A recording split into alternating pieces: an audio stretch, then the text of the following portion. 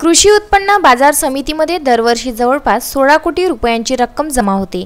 इतकी रक्कम जमा होत असूनही बाजार समितीमध्ये सगळीकडे घाणीचे साम्राज्य आहे। या परिसरात शौचालयाची सोय असूनही ते स्वच्छ करण्यात आलेले नाही। हे शौचालय इतके अस्वच्छ आहे की धान्य घेऊन येणारा शेतकरी हा आतमध्ये जाऊ शकत नाही। सुरक्षा गार्ड असूनही बाजार समितीमध्ये दिवसेंदिवस चोरीचे प्रमाण वाढत आहे।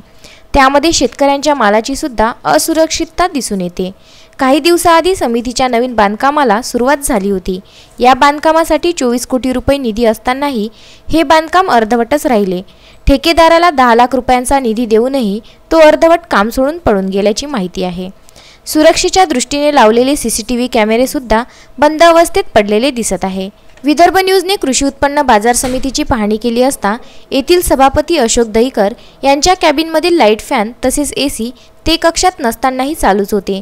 ही शेतकऱ्यांच्या पैशाची नासाडी आहे की काय असा प्रश्न सर्वसामान्यांना निर्माण होतो। समितीमध्ये 18 संचालक असतानाही कुठलाही ठोस निर्णय हे संचालक मंडळ घेत नाही। तसेच विकासाची कामही रखडलेलीच आहे। त्यामुळे याला जबाबदार कोण असा प्रश्न निर्माण होतो। आधीच अवकाळी पावसामुळे शेतकऱ्याचं मोठ्या प्रमाणात नुकसान झालं असून आणि साठवून ठेवलेल्या उत्पन्नाची अशी गैरसोय होत आहे। तसेच समितीमध्ये घाणीचं साम्राज्य आणि ठिकठिकाणी डासांची उत्पत्ती मोठ्या प्रमाणात दिसून येते। आपल्या मालाचं नुकसान व्हायला नको याची शेतकरी काळजी घेतो। येथे त्याला पिण्यासाठी पाणी तर आहे, परंतु त्या पाण्यामध्ये डासा आढळून येतात।